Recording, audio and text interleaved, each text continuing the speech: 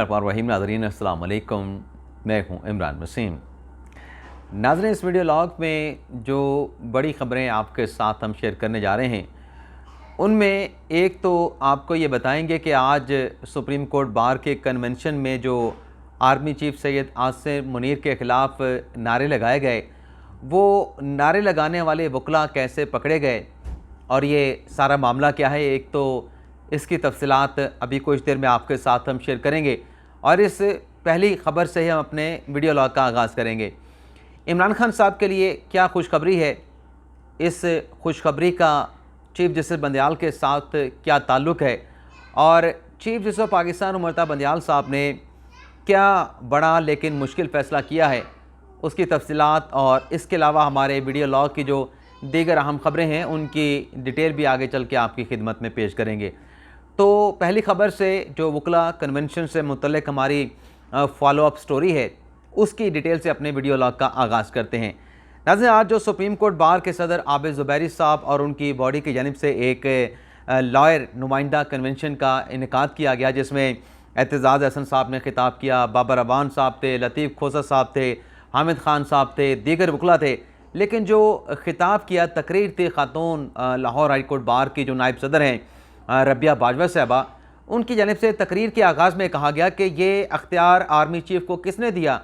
कि वो जाएं और कारोबारी शख्सियात के साथ मुलाकात करें। और इसके साथ उन्होंने ये भी ऐड किया कि ये आर्मी चीफ़ भी हैं हमारे, ये वज़ीर ख़जाना भी बनते हैं, ये वज़ीर दाखिला भी बनते हैं, ये वज़ीर ख़ारजा भी बनते हैं। तो वो कानून की बात कर रही थी और साथ में सवालात उठा रही थी कि आर्मी चीफ़, ये वज़ीर ख़जाना, वज़ीर दाखिला, वज़ीर ख़ारजा कैसे बन सकता है। अब ये जो नाज़रीन कन्वेंशन था, इस कन्वेंशन में जैसे वकला ने खिताब किया, मैं उस खिताबात की डिटेल में नहीं जाऊँगा कि किसने ज़्यादा मतलब तगड़ा किस्म का और आर्मी चीफ़ को या फ़ौज को टारगेट करने वाला खिताब किया। लेकिन इस इजलास के बाद नाज़रीन जो रेजोल्यूशन पास की गई और जो अलामिया जारी किया गया, वो अलामिया तो चलें ठीक है, उसमें स्ट्राइक की कॉल दी गई है कि 14 सितंबर को जो वकला हैं मुल्क भर में अदालती जो कार्रवाइयाँ हैं उनका बाइकआउट करेंगे। और इससे पहले जो पाकिस्तान बार काउंसिल है उनकी जानिब से 9 सितंबर को जो है अदालती केसेस की समाअत का जो है वो बाइकआउट का, हड़ताल का ऐलान किया गया था। तो ये जो वकला की दो नुमाइंदा तंजीमों में, एक पाकिस्तान बार काउंसिल है, एक सुप्रीम कोर्ट बार है, इसने अदालती प्रोसीडिंग की बाइकआउट की अलग अलग तारीखें दी हैं। एक तारीख पाकिस्तान बार काउंसिल की, जैसा कि मैंने बताया कि 9 सितंबर की है, और सुप्रीम कोर्ट बार ने 14 सितंबर की तारीख दी है। तो ये जो अलग अलग तारीखें सामने आई हैं और ये अलग अलग धड़े हैं, जो सुप्रीम कोर्ट बार में धड़ा बैठा है वो हामिद खान धड़ा है, और जो पाकिस्तान बार काउंसिल में धड़ा बैठा है वो जो आसमा जहांगीर धड़ा है वो उसकी नुमाइंदगी करता है। तो ये जो अलग अलग तारीखें सामने आई हैं, इससे बाज़ाहिर ऐसा लगता है कि ये वो जो आज़ादी की तहरीक चलाने की बात की जा रही थी कि कानून की हुक्मरानी के लिए, आइन की बालादस्ती के लिए कोई तहरीक चलाएंगे, तो इन दोनों अलामियों में, चाहे पाकिस्तान बार काउंसिल का अलामिया हो चाहे सुप्रीम कोर्ट बार का अलामिया हो, इसमें कोई तहरीक चलाने की बात नहीं की गई। अलग अलग तारीखें सामने आई हैं, जिससे बाज़ाहिर ऐसा लगता है कि अगले माह अक्टूबर में जो सुप्रीम कोर्ट बार के इंतखाबात होने हैं, दरअसल ये जो वकला के नुमाइंदे हैं, ये जो धड़े हैं, लगता है ऐसे कि अपने अक्टूबर में होने वाले बार के इलेक्शन की तैयारी कर रहे हैं। उसकी कंपेन बाकायदा तौर पे ये इलेक्शन के मामलात को लेकर जो है वो अपनी इलेक्शन कंपेन जो इन्होंने शुरू कर दी है, यानी आम इंतखाबात की कंपेन नहीं, जो वकला का इलेक्शन होता है वो कंपेन जो है वकला बरादरी ने शुरू कर दी है। अब इस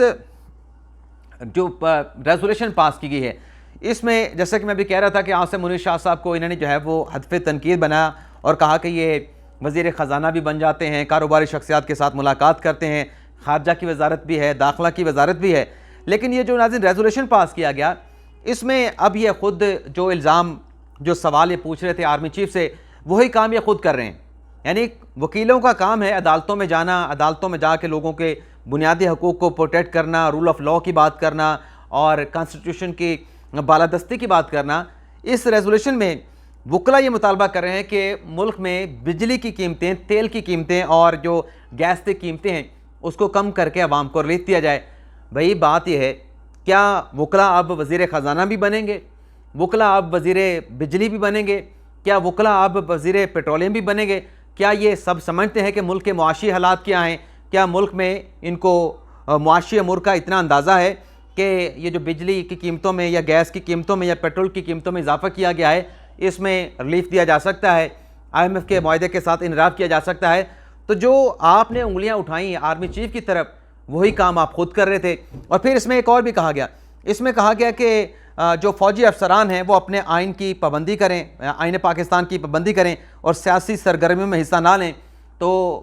फ़ौज ठीक है, उन्हें सियासी सरगर्मियों में हिस्सा नहीं लेना चाहिए, लेकिन साथ में कहा गया कि आप फेयर ट्रायल, जो फौजी अदालतों में सिविलियन के ट्रायल के हवाले से 9 मई के वाक़यात के बाद जो मिलिट्री अथॉरिटी को लोग हवाले किए गए हैं, वो ट्रायल नहीं हो सकता, ये फेयर ट्रायल नहीं मिलेगा। अब यहाँ पे मेरा सवाल है कि जब आप फेयर ट्रायल की बात कर रहे हैं, जब आप कानून की हुक्मरानी और आइन की बालादस्ती की बात कर रहे हैं, जब 2019 में सिविलियन का फौजी अदालतों में ट्रायल हुआ था, तब ये वकला कहाँ पे थे? तब इन वकला की कानून की हुक्मरानी कहाँ पे थी? तब इन वकला की जो आइन की बालादस्ती है वो कहाँ पे जो है वो घास लेने चली गई थी? यानी अगर एक सियासी जमात के सरबराह का, जिसका नाम इमरान खान है, उसका जो सियासी बयानिया है उससे मुतल्लिक आप जो है इस किस्म के बयानात, इस किस्म के रेजोल्यूशन, इस किस्म के आप मुतालबात कर रहे हैं, करारदादे पास कर रहे हैं, लेकिन जब ये सब कुछ इमरान खान साहब के दौर में हो रहा था, जब 1 पेज भी था, बाजवा साहब कारोबारी शख्सियात के साथ मुलाकात कर रहे थे, तब ये जो रूल ऑफ लॉ की बात करते हैं, बुनियादी हकूक़ की तहफ़्फ़ुज़ की बात करते हैं, आइन की बालादस्ती की बात करते हैं, तब इनके ये तमाम चीज़ें जो है वो सो रही थी। इनका ज़मीर जो है वो बिल्कुल जाग नहीं रहा था, बल्कि गहरी नींद सोया हुआ था। अब इसमें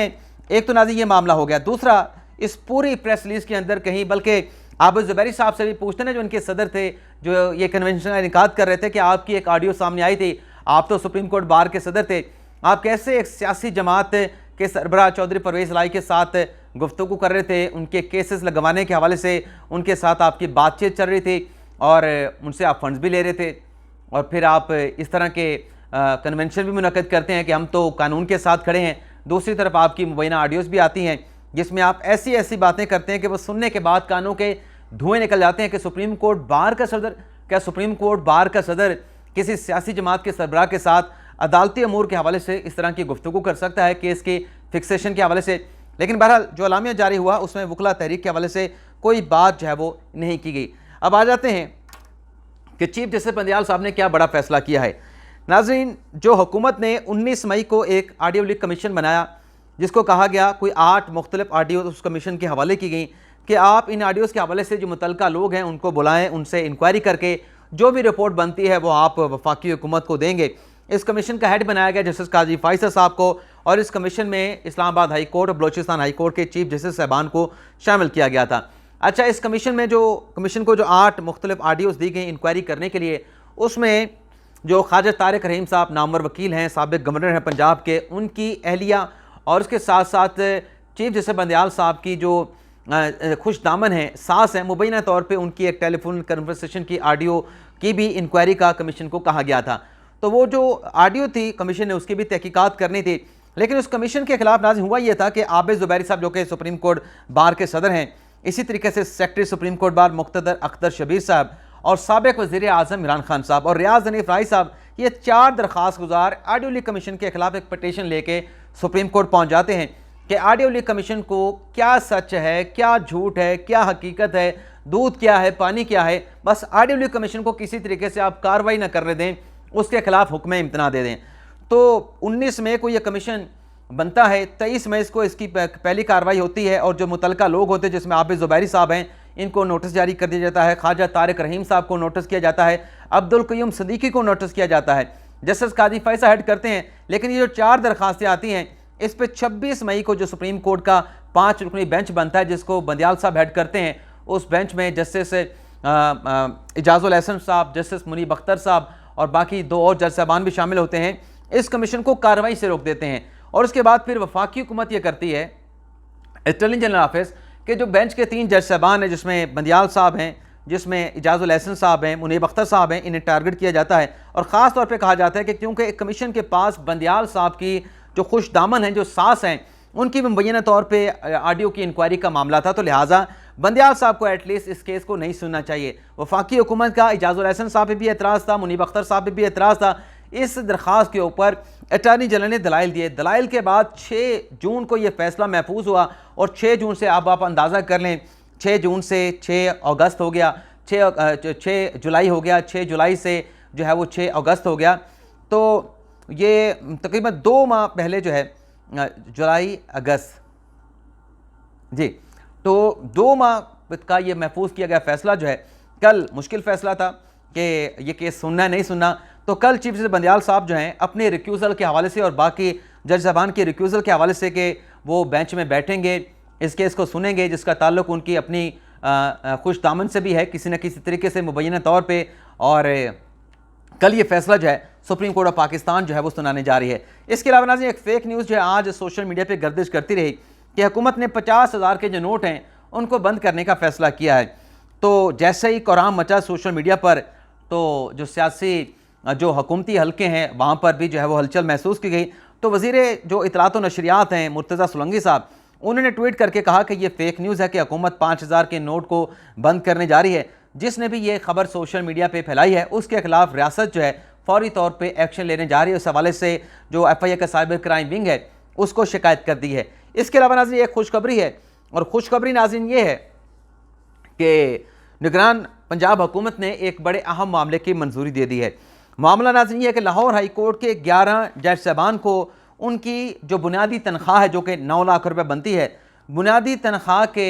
36 तनख्वाहें यानी 3 साल की जो तनख्वाहें हैं वो बिला सूद जो है वो कर्जे दिए जाएंगे। यानी एक जज जो है पंजाब हुकूमत ने जो सबरी अप्रूवल की है, उन 11 जजेस में हर जो एक जज है वो 3 करोड़ 24 लाख रुपए का कर्जा हासिल करेगा पंजाब हुकूमत से, और 12 साल में उसकी अदायगियाँ करेगा। यानी 12 साल में वो कर्ज वापस होगा, लेकिन कोई उसके ऊपर जो है वो जज साहब को किसी किस्म का सूद जो है वो अदा नहीं करना पड़ेगा। तो हाई कोर्ट के जज साहबान के लिए खुशखबरी है कि निगरान पंजाब हुकूमत उनको बिला सूद कर्जा देने जा रही है। लेकिन क्या इस किस्म की सहूलत पाकिस्तान के अवाम को भी मिल सकती है इन मुश्किल हालात में, जब महंगाई ने कमर तोड़ रखी है, जब बाकी चीज़ों ने कमर तोड़ रखी है? तो क्या अवाम को ये खुशखबरी दी जा सकती है, खुशखबरी ये सहूलत दी जा सकती है? ये बड़ा अहम सवाल है। इसके अलावा नाज़रीन जो जड़ावाला में अफसोसनाक वाक़या पेश आया, मसीही बरादरी के घर जला दिए गए, जो चर्च थे उनको जला दिया गया। इस साने के ख़िलाफ़ एक दरख्वास्त सैमुअल प्यारे साहब हैं, अक़लीती बरादरी की नुमाइंदगी करते हैं, बड़े मुतहरक उनके रहनुमा हैं, इनकी जानिब से सुप्रीम कोर्ट ऑफ पाकिस्तान में एक दरख्वास्त जो है वो दायर की गई। इस दरख्वास्त को नाज़रीन पहले समाअत के लिए टेकअप किया गया था, लेकिन फिर उसके बाद पता चला कि पंजाब हुकूमत ने चूँकि फर्दर अपनी कोई प्रोग्रेस रिपोर्ट जमा नहीं कराई, तो इसलिए ये केस लगते लगते डीलिस्ट हो गया था। अब यह हुआ है कि सैमुअल प्यारे साहब की जो दरख्वास्त है इसे कल समाअत के लिए मुकर्रर कर दिया गया है, और जस्टिस इजाज़ुल एहसन, जस्टिस मुनीब अख्तर और जस्टिस मंदूखेल, जमाल खान मंदूखेल साहब पे मुश्तमिल जो बेंच है 3 रुकनी सुप्रीम कोर्ट का, वो कल जड़ावाला के साने से मुतल्लिक इस केस की जो है वो समाअत करने जा रहा है। तमाम जो फ़रीक़ैन हैं, मुतल्लिका पंजाब हुकूमत है, एडवोकेट जनरल पंजाब हैं और सैमुअल प्यारा है, इन्हें जो है सुप्रीम कोर्ट के रजिस्ट्रार ऑफिस की जानिब से नोटिस जो है वो जारी कर दिए गए हैं। इसके अलावा नाज़रीन आज जो नैब रावलपिंडी का ऑफिस है जो इमरान खान साहब और बुशरा बीबी के ख़िलाफ़ एक तो तोशाखाना केस की तहकीकात कर रहा है, और इसके साथ साथ अल-कादर ट्रस्ट की जो 190 मिलियन पाउंड की हलाल मनी लॉन्ड्रिंग है मुबैना तौर पे, उसकी भी नैक तहकीकात कर रहा है। तो खान साहब तो गिरफ्तार होकर अटक जेल पहुँच चुके हैं, लेकिन बुशरा बीबी साहिबा को 29 अगस्त को भी बुलाया गया था। ये जनाब अपने क्या कहते हैं नैब की तरफ से, वैसे 3 माह हो चुके हैं आर्डुली कमीशन का फैसला महफूज हुए। 6 जून हो गया, 6 जून से 6 जुलाई हो गया, 6 जुलाई से 6 अगस्त हो गया, और 6 सितंबर आ गए। यानी कल 7 गलबन सितंबर है या 8 सितंबर है, लेकिन 3 माह से ज़्यादा अरसा ये फैसला महफूज रहने के बाद कल सुप्रीम कोर्ट सुनाने जा रही है। तो बुशरा बीबी साहिबा को नैब ने आज बुलाया था और बुशरा बीबी साहिबा पेश हुई। बुशरा बीबी के साथ जो साबिक मुशीर थे इमरान खान साहब के, मलिक अमीन असलम साहब, वो भी पेश हुए, और इससे पहले सानिया निश्चित साहिबा पेश हो चुकी हैं नैब के इसी केस में इमरान खान साहब के खिलाफ। तो आज बुशरा बीबी साहिबा पेश हुई। 4 घंटे, 4.5 घंटे तक वो नैब के दफ्तर में नहीं, नैब रावलपिंडी के दफ्तर में, और कहा गया कि कंबाइंड इन्वेस्टिगेशन जो टीम है नैब की, उनकी तरफ से सख्त सवालों का जो है वो बुशरा बीबी साहिबा का जो है वो सामना करना पड़ा। मज़ीद अंदरूनी कहानी क्या है, किसी बावसूख मोतबर सोर्स से ये इन्फॉर्मेशन भी हासिल करने की कोशिश करेंगे। अगर हमें कुछ मिला तो उसकी डिटेल फिर कल के व्लॉग में आपके साथ डिस्कस करेंगे। फ़िलहाल आप तमाम दोस्तों से, भाइयों बुजुर्गों से इजाज़त चाहते हैं। अल्लाह ताला हम सब का हामी नासर हो, दुआ में याद रखिएगा। अल्लाह हाफ़िज़।